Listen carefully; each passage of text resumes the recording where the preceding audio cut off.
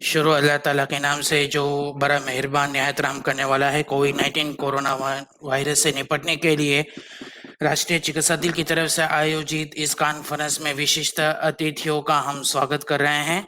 हमारे सामने अभी उपस्थित है डॉक्टर वलीद अलमान है, डॉक्टर वलीद अलमान है, doctor Waleed Al Jalahima, lieutenant colonel doctor Waleed, doctor Manaf Al Qahtani, सांक्रामिक रोगों के सलाहकार, और डॉक्टर जमीला सलमान, सांक्रामिक और गुप्त रोगों के सलाहकार, सलमानिया मेडिकल कॉम्प्लेक्स। हम इस बात की पुष्टि करना चाह रहे हैं कि इस कॉन्फ्रेंस का सीधा प्रसार आरोग्य मंत्रालय की वेबसाइट के ऊपर 5 भाषाओं के साथ उपलब्ध है। इसी तरह इलेक्ट्रॉनिक मीडिया के माध्यम से पत्रकारों की एक बड़ी जमात जुड़ी हुई है जिनके प्रश्नों के उत्तर दिए जाएंगे। सबसे पहले हम आमंत्रित करते हैं डॉक्टर वलीद अलमाने को, जो आपसे संबोधन करेंगे। सारी तारीफें अल्लाह सुब्हानहू व तआला के लिए जिसने इस ब्रह्मांड का निर्माण किया और जिसकी नेमतें अपार है। इसी तरह हम अपार रहमत की दुआ करते हैं उनके अंतिम इश्क़ मोहम्मद सल्लल्लाहु अलैहि वसल्लम के ऊपर। और मैं दोबारा आप लोगों का स्वागत कर रहा हूँ इस कॉन्फ्रेंस में भाग लेने के ऊपर, जिसका मुख्य उद्देश्य ये है कि कोविड-19 के ताल्लुक से हम आपको नई माहिती दे सकें। हमारे लिए बड़े गर्व की बात है कि अभी तक हमने जो उपलब्धि हासिल की है और प्राप्त की है कि हमने इस महामारी का मुकाबला किया है, और ये उसी वक्त शक्य हो सका है कि हमारे यानी इस देश के अंदर रहने वाले सब सदस्यों ने इसके अंदर बड़ी कुर्बानियां दी है, और हर एक ने इस बात का एहसास किया है कि उनके ऊपर देश की एक जिम्मेदारी है। और हमारी मेडिकल टीम ने भी बड़ी कुर्बानी दी है इस देश के लिए, हर चीज़ को अपने दिल से लगाकर। और सभी लोगों ने गवर्नमेंट की तरफ से दिए गए निवाहिक और एहतियाती उपाय का पालन किया है, और डॉक्टरों के साथ और मेडिकल टीम के साथ दिल लगाकर उनकी दी गई आज्ञाओं और आह्वान और निर्देशों को खूब सराहना। और हम अल्लाह ताला से उम्मीद करते हैं कि आने वाले दिनों के अंदर पूरा देश ये कोरोना वायरस से खाली हो जाएगा।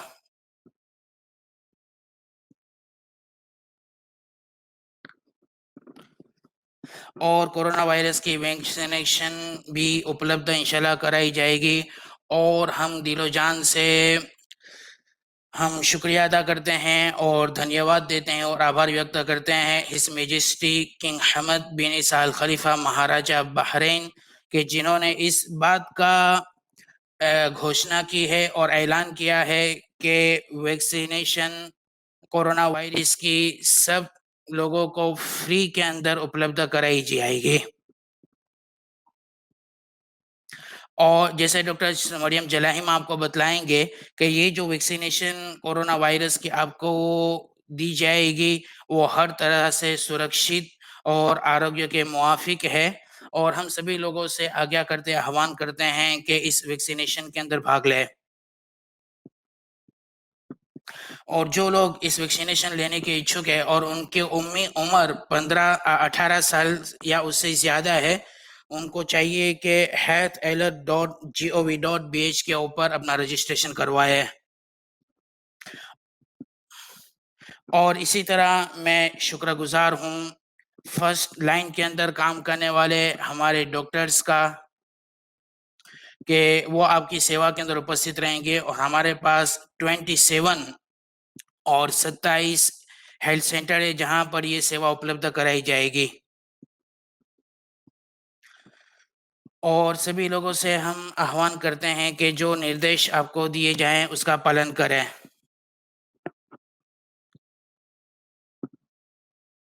और ये वैक्सीनेशन दी जाएगी उसका मतलब ये नहीं है कि कोरोना से बचने के लिए सावचेती की जो कुछ भी हमें गाइडलाइन दी गई है उसका हम पालन न करें।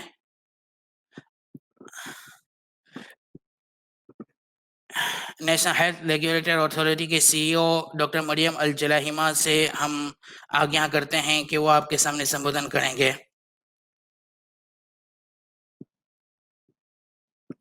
मैं आप लोगों का शुक्र अदा करती हूँ कि कोविड-19 महामारी से निपटने के लिए माहिती देने की जो ये कॉन्फ्रेंस है, उसमें मैं आपका स्वागत कर रही हूँ।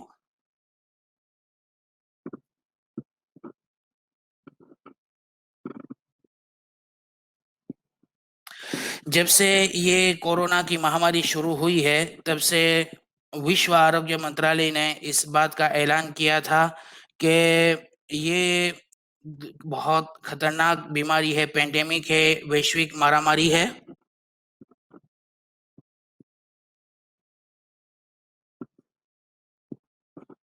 जब से ये बीमारी शुरू हुई है, महामारी शुरू हुई है, उस वक्त से आज तक बहरीन ने इसके लिए बेइंतहा कोशिश की है और उसका मुकाबला किया है।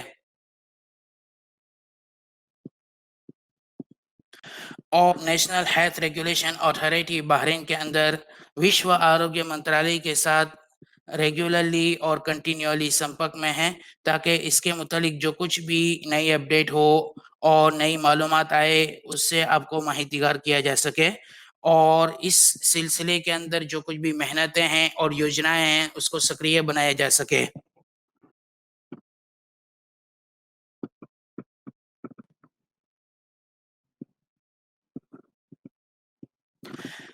अभी वायरस कोरोना की जो नई वैक्सीनेशन आई है, उसके लिए कोई ख़ास किस्म के शराइत नहीं हैं और 18 साल से ज़्यादा उम्र या इस उम्र के जो लोग भी हो, उस वैक्सीनेशन को ले सकते हैं। और ये वैक्सीनेशन जो आपको प्रदान की जाएगी, उसके मुतालिक सारी माहिती और इन्फॉर्मेशन और उसकी रिसर्च के ताल्लुक से जो कुछ थी, उसको खूब-खूब चेक किया गया है और जब हमें यकीन हो गया कि ये वैक्सीनेशन हर एतबार से प्रभावशील और सुरक्षित है, उसके बाद उसको एक स्पेशल एग्ज़ीक्यूटिव कमिटी के सामने पेश किया गया और जब हो गया कि ये बिल्कुल हर तरह से सुरक्षित है, उसके बाद मिनिस्ट्री ऑफ हेल्थ के सामने इसको पेश किया गया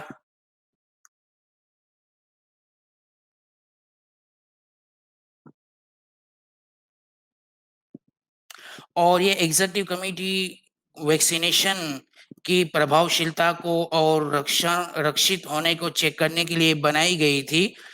उसने हर तरह से जाँच-पड़ताल की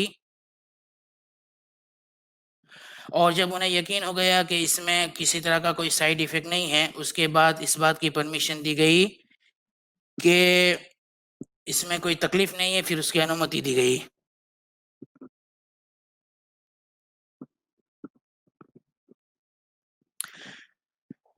ये जो वैक्सीनेशंस है, उसका स्वयंसेवकों के ऊपर एक ट्रायल किया गया पूरे विश्व भर में। उसके बाद हमें इस बात का एहसास हुआ और हमें यकीन हो गया कि इसके कोई ख़ास साइड इफ़ेक्ट नहीं हैं।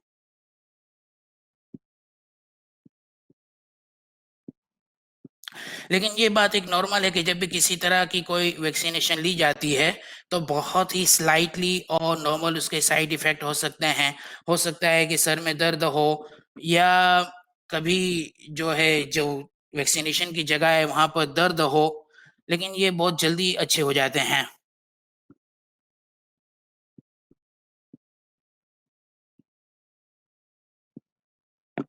और ये वैक्सीनेशन हर तरह से प्रभावकारी है और जो वैक्सीनेशन हम लोग इस्तेमाल में लाएँगे, यूज़ करेंगे, वो साइनोफ़ार्म चाइनीज़ कंपनी की है।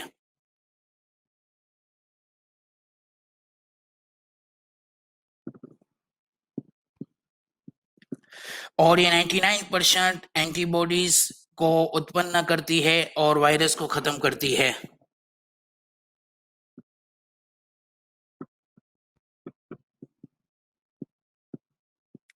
और 43,000 स्वयंसेवकों के ऊपर उसका ट्रायल और तजर्बा और अनुभव किया गया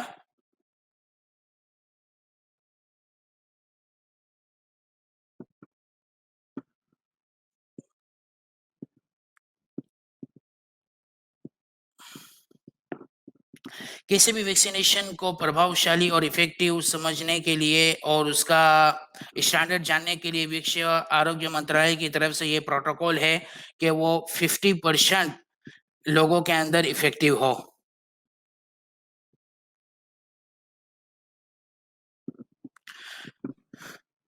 और हम इतने जल्दी इस वैक्सीनेशन को लोगों के अंदर लागू कर रहे हैं, उसका मतलब ये नहीं है कि हम इसके अंदर बहुत जल्दबाज़ी से काम कर रहे हैं, बल्कि इसके पीछे बहुत ही ज़्यादा मेहनत की गई है और हर तरह के ट्रायल से हम गुज़रे हैं।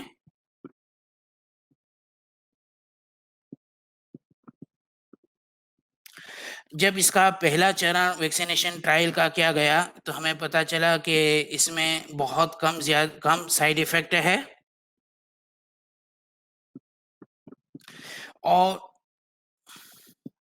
जब दूसरा चरण खत्म होता है और फिर जब तीसरा चरण आता है, उस वक़्त हमें इस बात की पुष्टि हो जाती है कि ये वैक्सीनेशन किस हद तक प्रभावशाली और इफ़ेक्टिव और सुरक्षित है।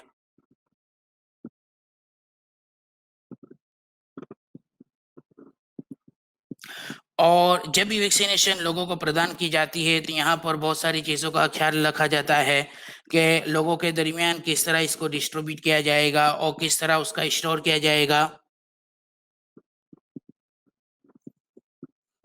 और मैं दोबारा इस बात के ऊपर ज़ोर देना चाहती हूँ कि इस धरती के ऊपर बसने वाले, चाहे वो निवासी हो या नागरिक हो, उनकी रक्षा और उनका आरोग्य हमारी सर्व प्राथमिकता है।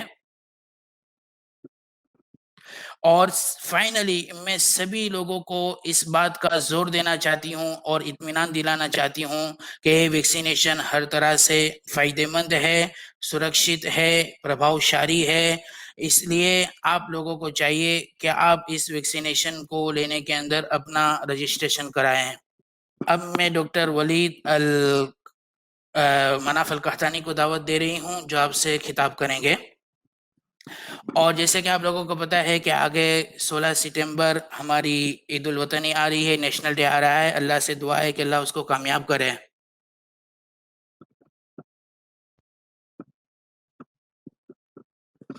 और अल्हम्दुलिल्लाह अभी तक जो कुछ भी हालात सामने आए हैं, उससे हमें यकीन हो गया है कि बहरीन ने एक बड़ी उपलब्धि प्राप्त की है और कोरोना का डट के मुकाबला किया है।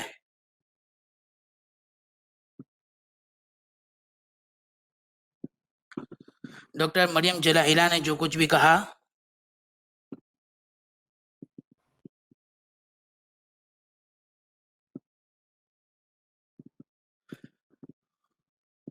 और बहरीन अल्लाह ताला के फज़ल करम से फाइज़र कंपनी की वैक्सीनेशन की परमिशन देने वाला विश्व में दूसरा देश बन गया है।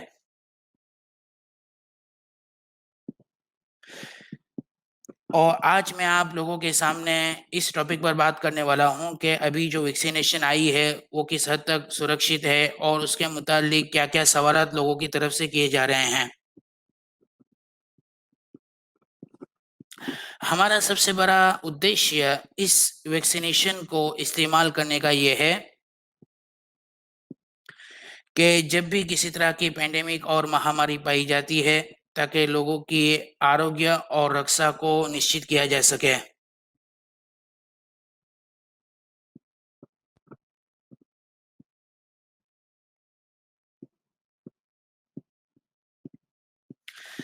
ये वैक्सीनेशन इस तरह काम करती है कि जिस्म के अंदर इंसान की रोग प्रतिकारक शक्ति को बहुत ज़्यादा बढ़ाती है, ताकि वो वायरस का मुकाबला कर सके।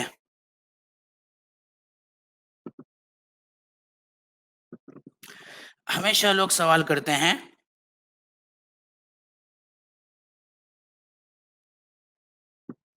बहुत सारे लोग ये सवाल करते हैं कि हमें वैक्सीनेशन लेनी चाहिए या नहीं।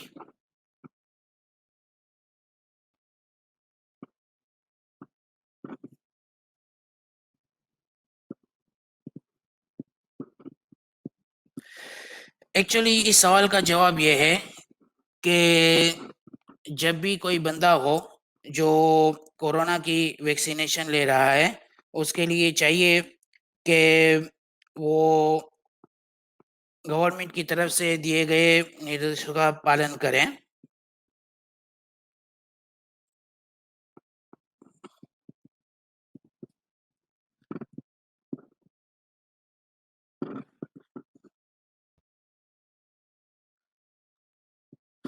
यानी नॉर्मल तौर पर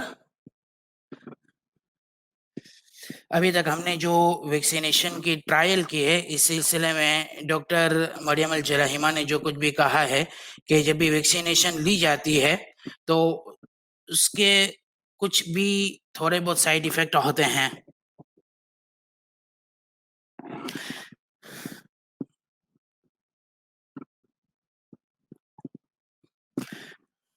हमारे पास अभी तक 2 वैक्सीनेशन है। पहली सिनोफार्म कंपनी की जिसके जो लोगों को दी जाएगी।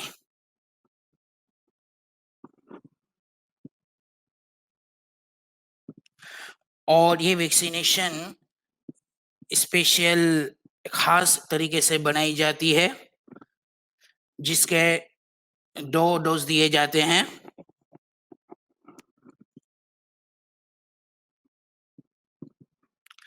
पहला डोज होता है और दूसरा डोज 3 हफ्ते के बाद होता है।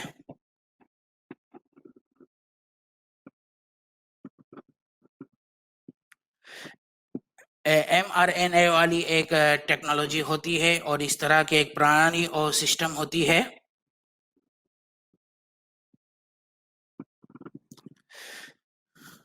जिसको सन 2005 से इस्तेमाल किया जा रहा है।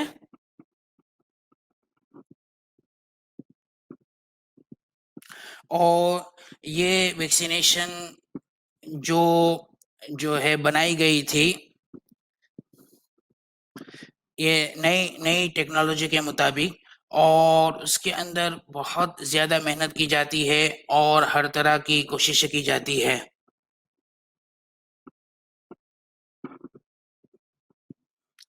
लेकिन पहले जो वैक्सीनेशन बनाई जाती थी उसमें बहुत ज़्यादा वक्त लगता था। तो साइंटिस्ट ने और डॉक्टरों ने इस बात की फिक्र की कि किस तरह ऐसी नई वैक्सीनेशन की शोध की जाए कि जो बहुत जल्दी बन जाए और बड़ी मात्रा में बने और संक्रामक रोगों का मुकाबला उसके जरिए किया जाए।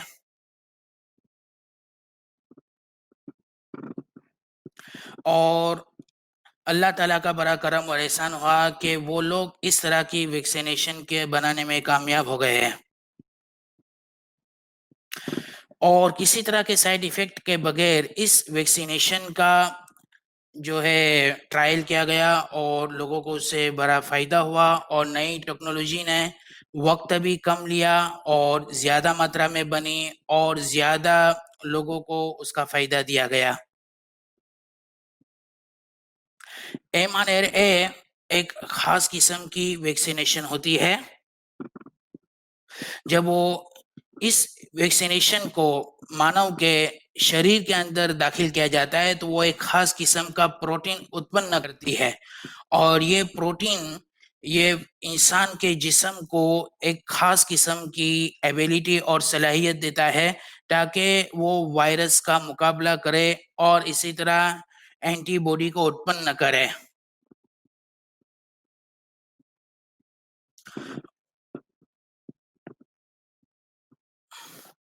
और ये इस किस्म की सेफ और सुरक्षित होती है कि वो जिस्म के खास हिस्सों में ही दाखिल होती है और इंसान के जिस्म में किसी तरह का कोई नुकसान नहीं देती है।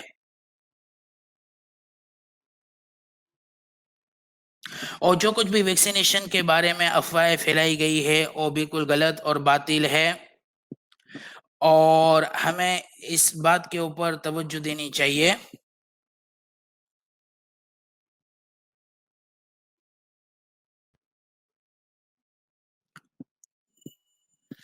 और ये वैक्सीनेशन जब इंसान के जिस्म में जाती है तो को महामारी का और इसी तरह वायरस का मुकाबला करने के काबिल उसको बना देती है।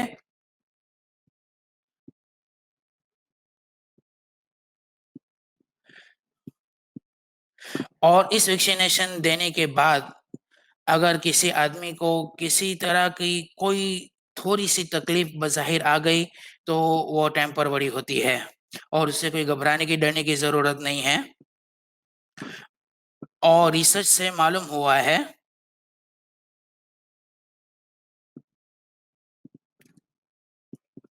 जब भी दुनिया के अंदर किसी तरह की कोई महामारी फैलती है, तो उस वक़्त बहुत बड़ी मात्रा के अंदर वैक्सीनेशन को जो है इम्पोर्ट किया जाता है।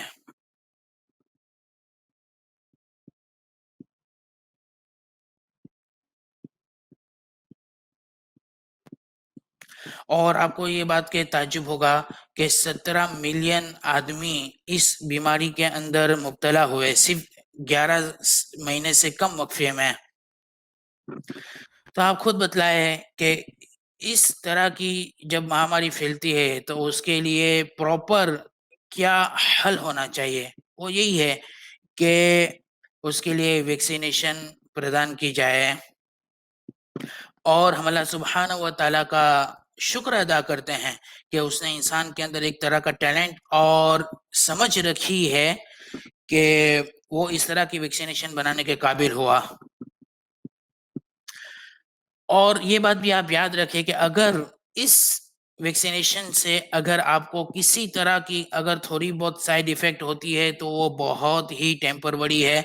जैसे कि थोड़ा-सा अगर आपको फ़ीवर आ गया या वैक्सीनेशन जगह के ऊपर कोई फूलन पैदा हो गई, वो जगह फूल गई या लाल हो गई, तो ये बहुत ही नॉर्मल है और आपको घबराने की कोई ज़रूरत नहीं है। आप हो सकता है कि आप दवा ऐसे इस्तेमाल करें जिससे आपका फ़ीवर चला जाए और आप हेल्थ सेंटर से भी संपर्क कर सकते हैं।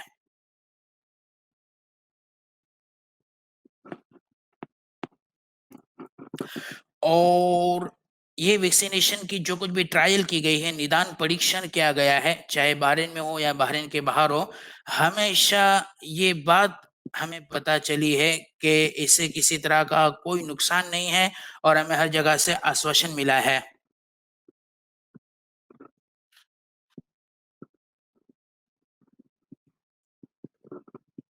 और ये वैक्सीनेशन जब दी जाती है किसी स्वयंसेवक को, तो उसके पहले जो स्वयंसेवक है, उससे बेशुमार और अनगिनत सवाल किए जाते हैं, ताकि हमें इस बात का इत्मीनान हो जाए कि ये आदमी वैक्सीनेशन देने का काबिल है।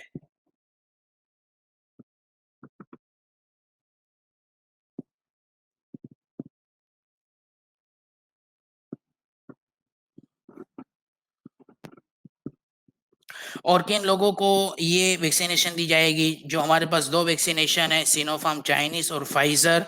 तो हिज़ मैजेस्टी किंग हमद बिन ईसा अल खलीफा की तरफ से निर्देश है कि 18 साल के उम्र के आदमियों को दी जाए और इसी तरह यहाँ पर पूरी आज़ादी है कि ये वैक्सीनेशन वैकल्पिक वैकल्पिक है और ऑप्शनल है और आपके लिए लाज़मी और अनिवार्य नहीं है।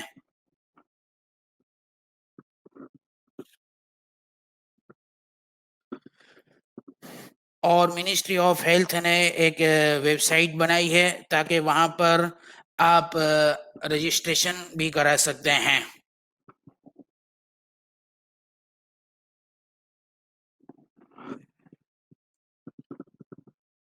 और बहुत सारे हेल्थ सेंटर को इसके लिए अलॉट किया गया है ताकि वैक्सीनेशन का ये पूरा प्लान सही तरीके पर अंजाम दिया जाए।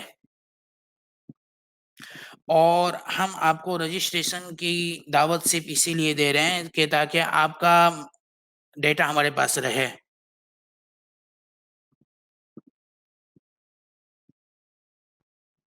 लेकिन जिसको पहले ऑलरेडी वायरस कोरोना वायरस हो चुका था, तो वो दोबारा कोरोना की वैक्सीनेशन ले सकता है?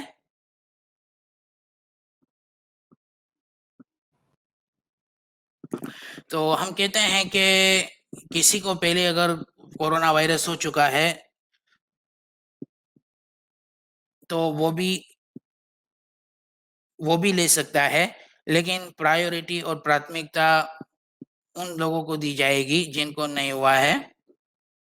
लेकिन उस यानी कोरोना से कोरोना महामारी से उनको शिफा हो जावे, उसके 3 महीने के बाद उनको ये वैक्सीनेशन दी जाएगी।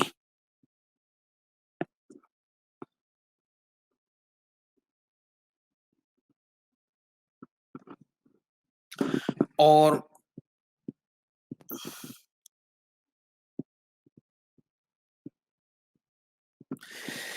जब भी वैक्सीनेशन की बात आती है तो हमेशा हम इस बात पर जोर देते हैं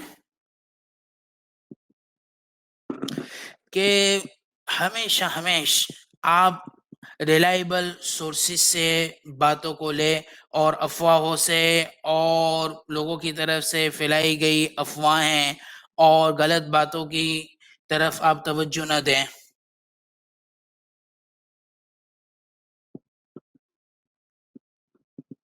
और लोगों की तरफ से जो गलतफहमियां और शायात और अफवाहें और झूठी बातें फैलाई जा रही है, ये सबसे बड़ी रुकावट है चिकित्सा दल की मेहनतों के ऊपर पानी फेरने के लिए। और एक बात खास ज़रूरी हम याद रखें कि केसों में जो कमी आई है, हम ये ना समझे कि कोरोना ख़त्म हो रहा है और हमारे हालात बहुत सही हो रहे हैं। हम जो है निर्वाहिक और एहतियाती उपाय को ना बरतें। और ये वैक्सीनेशन जो दी जाएगी उसके बाद भी ये निर्देशों का हमें पालन करना होगा। लेकिन वैक्सीनेशन का उद्देश्य ये है कि हम इस कोरोना के प्रसार को नियंत्रित कर सकें।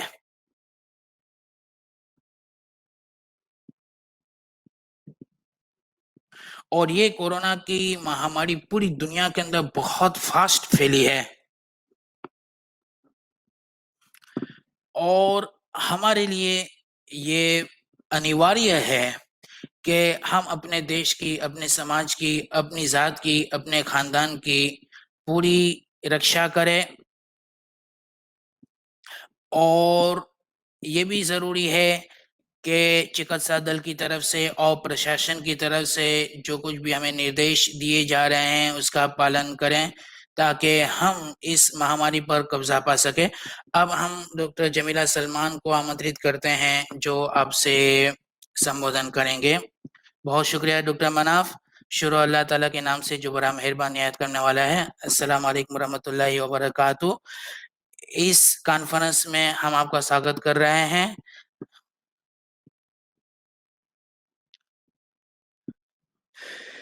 पिछले लंबे पीरियड से गुजरते हुए जिसमें हमने इस महामारी का मुकाबला किया है, और जो कुछ भी हमने जागृति दिखाई है, इससे अल्हम्दुलिल्लाह अल्लाह की ज़ात से हमें उम्मीद है कि हम कामयाबी के रास्ते के ऊपर है और हमने बड़ी कुर्बानियाँ दी है।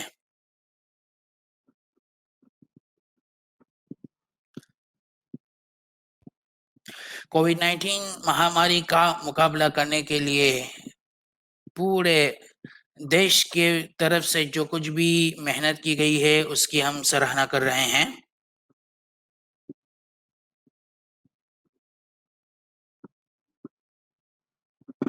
जब से ये बीमारी शुरू हुई है तो उसका सबसे इंतहाई ज़रूरी एलिमेंट ये था कि लोगों की सुरक्षा की जाए। और हमने जो कुछ भी स्टेप्स बनाए, योजनाएँ बनाई, तो उसका फ़ायदा ये हुआ कि अल्हम्दुलिल्लाह इस बीमारी का मुकाबला करने के अंदर हम कामयाब रहे हैं।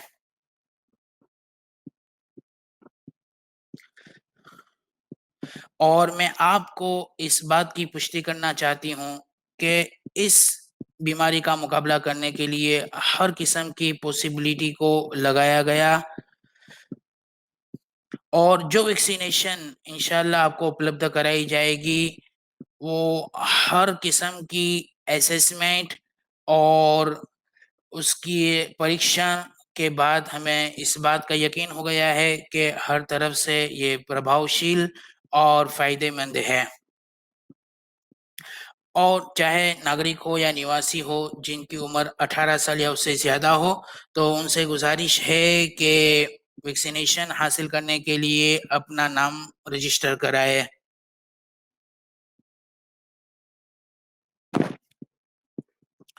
आप लोगों को पता है कि जब से ये बीमारी आई है उसने हमारी सामाजिक, आर्थिक और पर्सनल लाइफ को बहुत मुतासिर किया है। तो बंदे को चाहिए कि अपनी ज़ात और अपने करीबी खानदान, इसी तरह अपने देश की हिफाजत के लिए जो कुछ भी निर्देश दिए जा रहे हैं उसमें किसी तरह की कोई चूक न करें।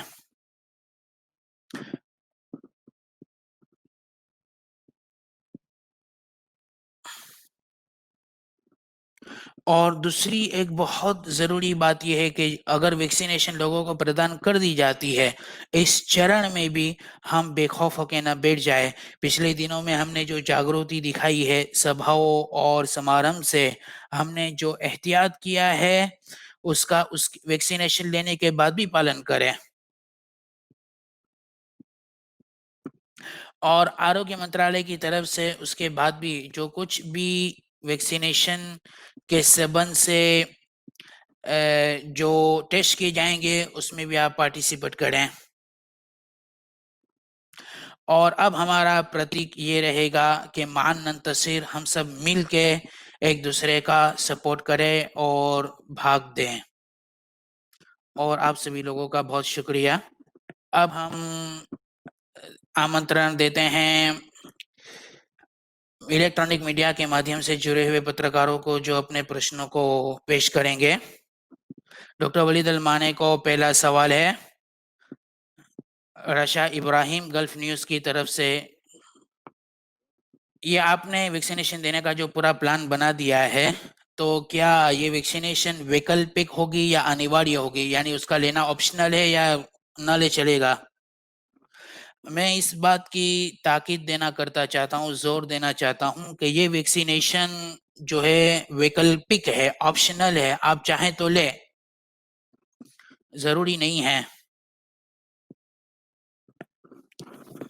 लेकिन अभी तक हमने जो कुछ भी जागृति दिखाई है कि हम सभा समारोह से बचे हैं और जो कुछ निर्देश दिए गए उसका पालन किया है, तो चाहिए कि इसी तरह प्रशासन के इस निर्देश का भी हम पालन करें।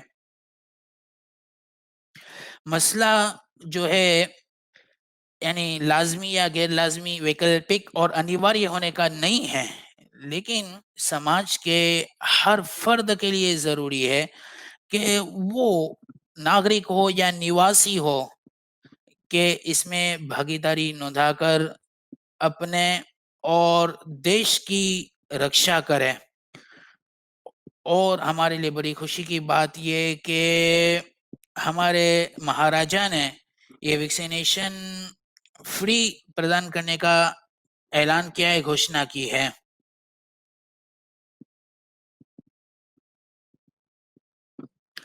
जबकि बहुत सारे देशों के अंदर कितनी हालत खराब हुई है, वहां पर सख्त लॉकडाउन किए गए, बहुत सारे देशों के अंदर वैक्सीनेशन उपलब्ध नहीं है। लेकिन अल्लाह का करम है कि हमारे देश के अंदर किसी तरह का सख्त लॉकडाउन नहीं किया गया और वैक्सीनेशन फ्री में अवेलेबल है। तो हम ज़रूर आह्वान करेंगे और आग्रह करेंगे कि आप इस वैक्सीनेशन के अंदर भाग लें। अगरचे ये वैकल्पिक है, आपके लिए ज़रूरी नहीं है, लेकिन हम खुद अपने दिल के अंदर इस बात को महसूस करें कि ये हम अपने हद तक जो है इसको ज़रूरी समझें और हमें जो ये अपॉर्चुनिटी दी गई है, इस अपॉर्चुनिटी का हम ज़रूर फ़ायदा उठाएँ। डॉक्टर मरियम अल जलाहिमा को दूसरा ये सवाल है सिद्धराज की तरफ से, वेस्टर्न विजन ग्रुप की तरफ से। आपका क्या कहना है उन रिपोर्ट्स के बारे में जो वैक्सीनेशन के साइड इफेक्ट जो बतला रहे हैं वैक्सीनेशन के, जिसकी वजह से लोगों में खौफ है? मेरा जवाब ये है कि फाइजर वैक्सीनेशन की जो फाइल थी उसका हमने बहुत ही दिक्कत के साथ, बड़े स्टैंडर्ड के साथ विश्लेषण और अध्ययन किया है, उसको चेक किया है और वैक्सीनेशन ट्रायल के जरिए उसकी गुणवत्ता का हमने चेक किया है।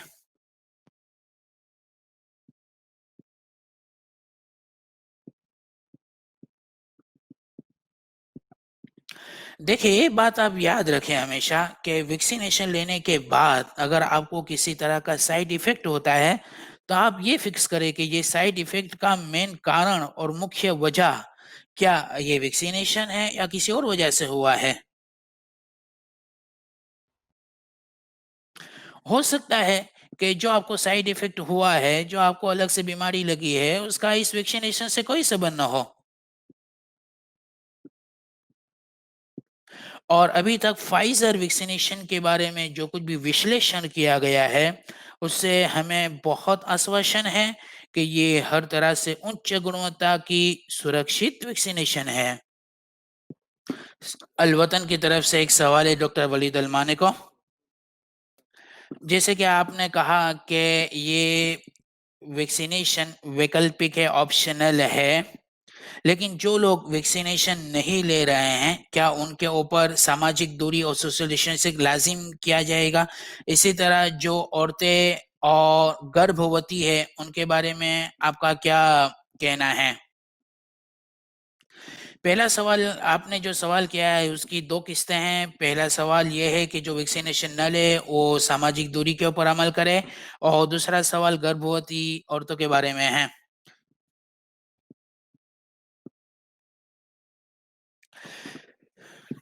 देखिए, जहाँ तक पहले प्रश्न का ताल्लुक है, तो ये बात समझनी चाहिए कि हमने सोशल डिस्टेंसिंग और सामाजिक दूरी का जो ऐलान किया है, उसके बहुत सारे प्रोटोकॉल्स हैं।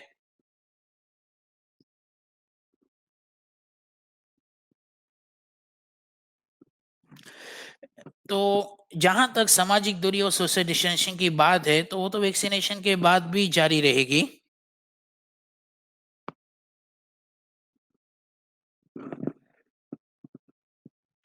देखिए, जो वैक्सीनेशन है, जैसे कि पहले भी आपको बतलाया गया कि उसका मेन उद्देश्य ये है कि कोरोना की के प्रसार को हम सीमित और नियंत्रित करें। लेकिन उसके बाद जो सोशल डिस्टेंसिंग है, तो इंसान को चाहिए कि उसका पालन करें।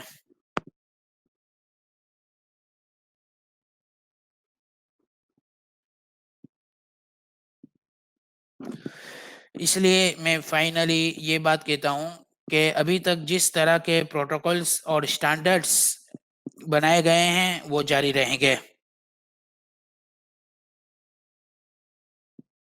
हाँ, लेकिन ये बात है कि वैक्सीनेशन देने के बाद दोबारा हालात की समीक्षा की जाएगी और जो कुछ भी उसके परिणाम आएँगे, उसके मुताबिक फिर नए फैसले किए जाएँगे और नए जो दर आएँगे और जो कुछ भी रेशियो होंगे, उसके मुताबिक नए फैसले किए जाएँगे और हम लोगों को दोबारा इस बात के ऊपर उभारते हैं कि अपनी हिम्मत को दिखाएँ और जितना हो सके सोशल डिस्टेंसिंग से बचें। माफ़ कीजिए, मैं दूसरे सवाल का भी आपसे जवाब दूँगा। जहाँ तक गर्भवती महिलाओं को वैक्सीनेशन देने की बात है, जहाँ तक गर्भवती महिलाओं को वैक्सीनेशन देने की बात है, तो हर तरह की वैक्सीनेशन उनके लिए प्रभावशील होती है और दे सकते हैं, लेकिन उसके लिए ज़रूरी है कि स्पेशलिस्ट डॉक्टर की राय दी जाए। लेकिन अभी जो चरण चल रहा है, जिन हालात से हम गुज़र रहे हैं, तो हम ये आज्ञा करते हैं और आह्वान करते हैं कि इस तबक्के के अंदर ये गर्भवती महिलाएँ ये वैक्सीनेशन न लें और इंतज़ार करें उस वक़्त तक जबकि विश्व आरोग्य मंत्रालय और दूसरी ट्रायल्स और विश्लेषण के बाद हम किसी नतीजे पर पहुँच सकें।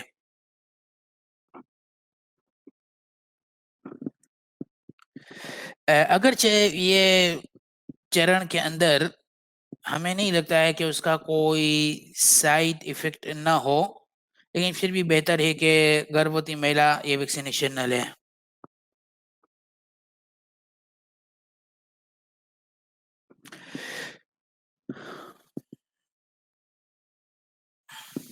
हाँ, एक बहुत ही उम्दा सवाल ये है कि अगर किसी औरत को ऑलरेडी हमल ठहर गया है, गर्भवती हो चुकी है, तो क्या वो गर्भपात करा दे, ना कराएं, वो अपने गर्भ को जारी रखे?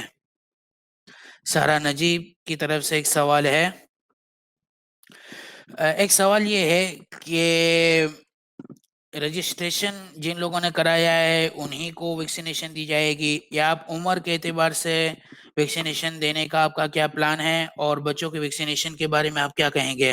तो इस सिलसिले में जवाब ये है कि हिज मैजेस्टी किंग हमद बिन ईसा अल खलीफा की तरफ से ये हमें निर्देश है कि 18 साल से उम्र जिन लोगों की है वो लोगों को वैक्सीनेशन दी जाए।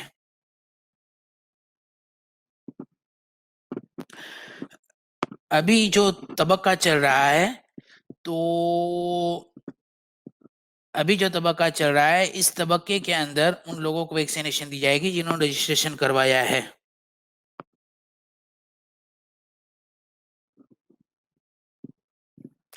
और जहां तक बच्चों को वैक्सीनेशन देने की बात है, तो इसके बारे में फिलहाल रिसर्च चल रहा है। तो हम ये आज्ञा करेंगे कि बच्चे अभी वैक्सीनेशन न लें जब तक कि दूसरी नोटिस ना आए। डॉक्टर जमीला सलमान को एक सवाल है 24/7 न्यूज की तरफ से। जो वैक्सीनेशन ले वो किस तरह की चीजों की पाबंदी करें? जो वैक्सीनेशन लेना चाहता है, तो पहले उसके लिए इस बात की पाबंदी जरूरी है कि अपना रजिस्ट्रेशन कराए। और हम ये चेक करेंगे कि उसको पहले किसी तरह की कोई बीमारी थी, क्या उसकी रोग प्रतिकारक शक्ति कम है,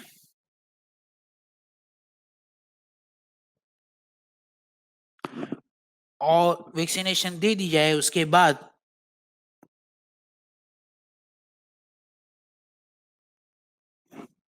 अगर किसी को बहुत ज्यादा सख्त एलर्जी है तो उसको वैक्सीनेशन नहीं दी जाएगी।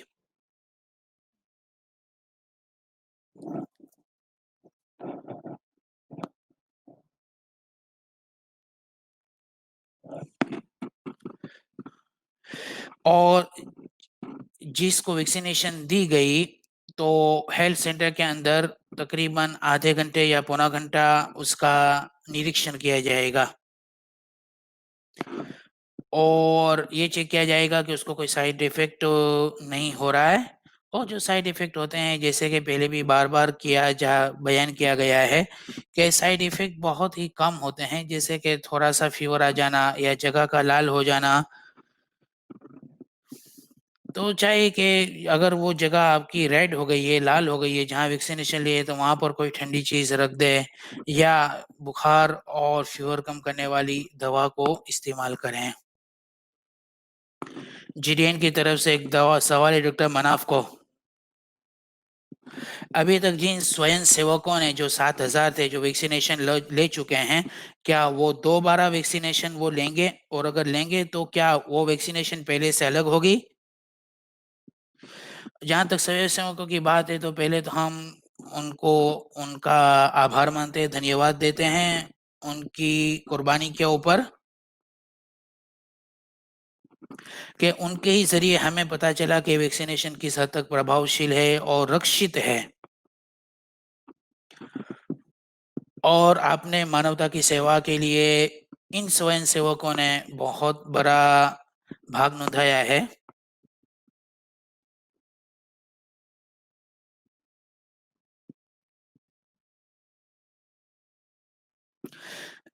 जब रजिस्ट्रेशन यानी कोरोना की वैक्सीनेशन रजिस्ट्रेशन की बात आई थी, उस वक्त यही टॉपिक जो आपने सवाल में उठाया है उसको बहुत सीरियसली डिस्कस किया गया।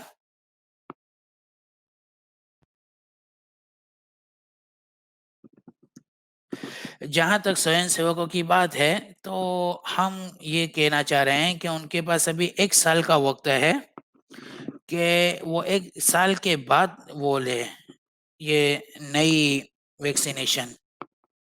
इससे कि इस 1 साल के पीरियड के अंदर हम मजीद विश्लेषण करेंगे, इसलिए कि एक्चुअली इस वैक्सीनेशन जो स्वयं सेवकों ने ट्रायल के टाइम मिली है, तो रोग प्रतिकारक शक्ति ऑलरेडी उनमें पैदा हो चुकी है।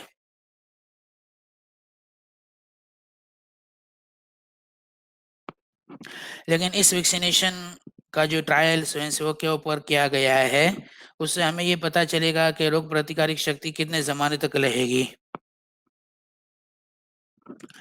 अलबत्ता अलबत्ता जो लोग जिन्होंने वैक्सीनेशन ट्रायल के वक्त में ली है, अगर वो जटिल बीमारियों के अंदर मुब्तला है या वो ज़्यादा बीमार है या बड़ी उम्र के हैं, तो ये स्पेशल कैटेगरी के लिए कोई नई टेक्निक का ख्याल किया जाएगा।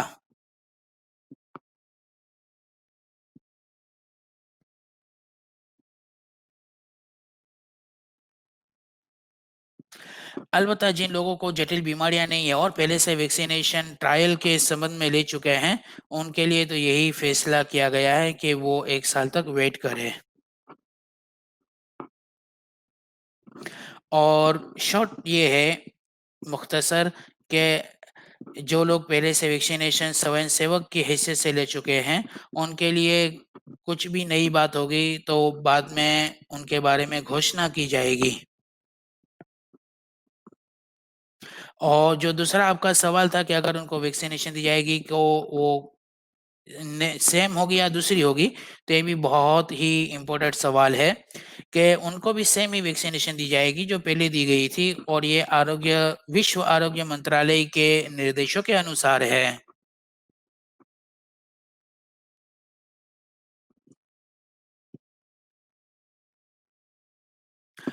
और जैसे कि वैश्विक प्रोटोकॉल है कि पहली और दूसरी वैक्सीनेशन के दरमियान 1 साल का फासला होना चाहिए और अंतर होना चाहिए।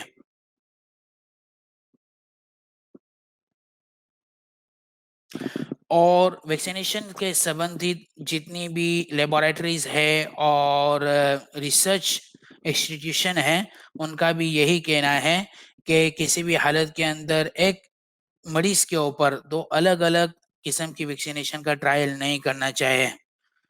वकालत अम्बाइल बहरन की तरफ से सवाल है डॉक्टर वलीद अल माने को, बहरीन के अंदर अभी जो वैक्सीनेशन पाई जा रही है उससे भी बेहतर कोई वैक्सीनेशन विश्व के अंदर उपलब्ध है? अभी तक हमारे पास जो वैक्सीनेशन उपलब्ध है वो साइनोफार्म और फाइजर है, और हो सकता है कि आइंदा दिनों के अंदर एस्ट्राजेनेका वैक्सीनेशन भी आए। लेकिन मैं आपको ये देना चाहूँगा कि अभी तक जो वैक्सीनेशन हमने इस्तेमाल की है या करेंगे, वो वैश्विक लेवल के ऊपर बहुत टॉप क्वालिटी की है।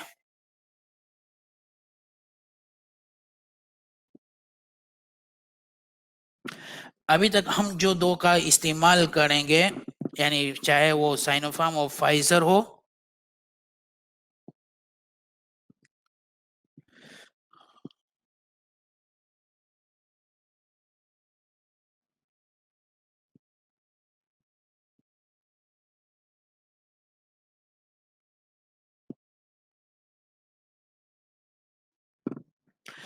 यानी मैं यही आपको कहना चाहूँगा कि अभी हमारे पास जो 2 वैक्सीनेशन है, साइनोफार्म और फाइजर, अगर आप पूछना चाहें तो डॉक्टर मलाइमा से भी पूछ सकते हैं कि ये हर एतबार से बहुत ही रक्षित और प्रभावशित है, और मोर देन 90% ये वैक्सीनेशन हमें हर तरह के आश्वासन दे रही है, और खुसूसन जिन लोगों को बहुत ज़्यादा बीमारी ना हो, उनके लिए ये बहुत फ़ायदेमंद है।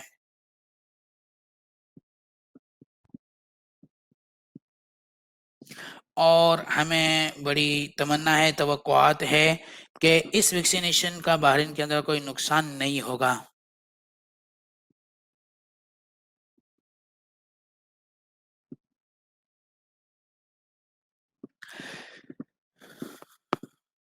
अब मैं डॉक्टर मरियम अल जलाहिमा से दरख्वास्त करूँगा कि वो भी इस बारे में कुछ कहेंगे। साइनोफार्म की जो बात है, तो वैश्विक लेवल के ऊपर उसका बहुत क्वालिटी में आला नंबर है कि उसका फ़ायदा ये है कि ये वैक्सीनेशन लेने के बाद यानी कोरोना की बीमारी लगने का कोई अंदेशा ही नहीं है। तो जहाँ तक ये 2 वैक्सीनेशन है तो फाइनल बात ये है कि दोनों रक्षित और प्रभावशील है। अखबारुल खलीज से डॉक्टर मनाफ का एक सवाल है, अभी तक स्वयंसेवकों को आपने जो वैक्सीनेशन दी है और जो पीरियड आपने विश्लेषण और अध्ययन के अंदर निकाला है, क्या ये काफ़ी है, इनफ है? और दूसरी बात कि किन लोगों को इस वैक्सीनेशन से एक्सेप्ट किया जाएगा?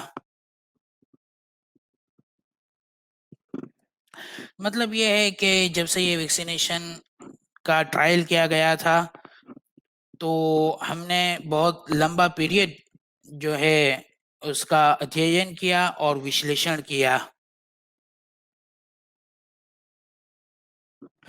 और यानी कई हफ्तों तक मरीज की जांच पड़ताल की गई, उसके हालात को देखे गए, तो उसके बाद हमें बिल्कुल आश्वासन हो गया कि हर एतबार से ये अल्हम्दुलिल्लाह फ़ायदेमंद रही।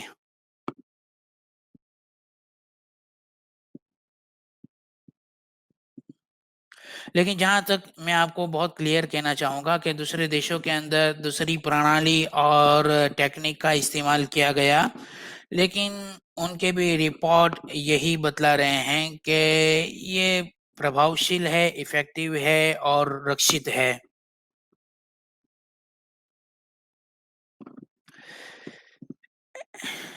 किसी भी वैक्सीनेशन कि अगर आप विश्लेषण करना चाह रहे हैं और ये जानना चाह रहे हैं कि वो रक्षित है या नहीं, तो उसका प्रोटोकॉल ये है कि 1 साल तक हमें इंतज़ार करना चाहिए। और हमारा तरीका ये रहेगा कि वैक्सीनेशन का पहला एक डोज़ दिया जाता है और उसके बाद वैक्सीनेशन का दूसरा डोज़ दिया जाता है।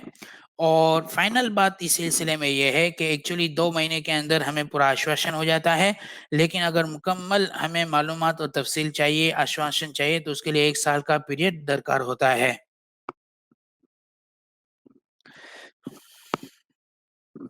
और अभी हम जो वैक्सीनेशन इस्तेमाल कर रहे हैं, वो निष्क्रिय और मय्यत और निष्क्रिय किस्म की वैक्सीनेशन है और वो हर किस्म के लोगों के लिए अवेलेबल है। उसमें से किसी का एग्ज़ेप्शन और किसी को बाकात नहीं रखा जाएगा। हत्ता कि अगर किसी को कैंसर की बीमारी है, तो वो भी इस तरह की वैक्सीनेशन का इस्तेमाल कर सकता है, स्पेशलिस्ट की परमिशन के बाद।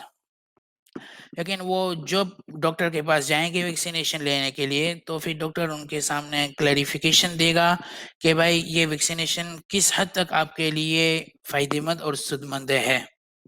खुलासा ये है कि अगर किसी को जटिल और हथीले रोग है, तो उनको स्पेशल डॉक्टर की परमिशन लेनी पड़ेगी और इसी के ऊपर हम अपनी कॉन्फ्रेंस को समाप्त कर रहे हैं और सारे स्पीकर्स का भी हम शुक्रिया अदा कर रहे हैं और सारे ऑडियंस और इस कॉन्फ्रेंस के अंदर भागीदारी नोंधाने वाले लोगों का भी हम आभार व्यक्त कर रहे हैं और सभी लोगों से आह्वान करते हैं कि प्रशासन और आरोग्य मंत्रालय के निर्देशों का खूब पालन करें और अस्सलाम वालेकुम व रहमतुल्लाहि व बरकातुहू।